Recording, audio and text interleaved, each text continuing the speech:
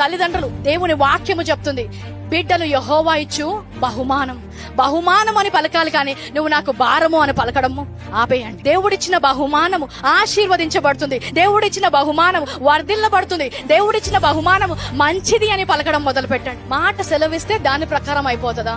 ఇది మనము రుజువు పరుచుకుందామని ఒక ప్రయోగం చేశారంట. గాజు పాత్రలు తీసుకొని వండిన అన్నం పాత్రల్లోకి కొంచెం కొంచెంగా వేశారంట. మొదటి దానికి ప్రేమ అని పెట్టారు, ఆఖరి దానికి ద్వేషం అని పెట్టారు. ప్రేమ అనున్న పాత్రకి రోజు వెళ్ళి ఆ శాస్త్రజ్ఞుడు గాజు పాత్రను చూసినప్పుడల్లా ఈ బియ్యం ఎంత బాగున్నాయి, ప్రేమ గల మాటలు పలికేవాడంట.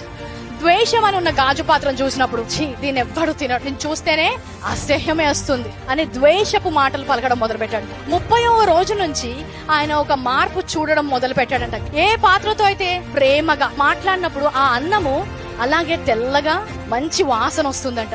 ఆఖరిగా ఏదైతే ద్వేషపు మాట్లాడాలో ఆ యొక్క అన్నము నల్లగా కులిపోయి బూజు పట్టడం మొదలైందంట. మాటలకున్న శక్తి కేవలము జీవుల మీదే కాదు, ఈ లోకంలో ఉన్న ప్రతి దాని మీద ఉంటుంది. అందుకే క్రీస్తు కొండలతో మాట్లాడాడు, తుఫాన్లతో మాట్లాడు, వాతావరణంతో మాట్లాడాడు. ఆయన మాట్లాడినప్పుడల్లా కూడా దాని ప్రకారం అది జరిగింది.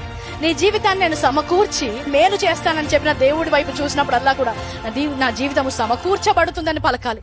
నా జీవితానికి అర్థం లేకుండా ఎటుపట్టే ఆడు వెళ్ళిపోతుందని పలకకూడదు.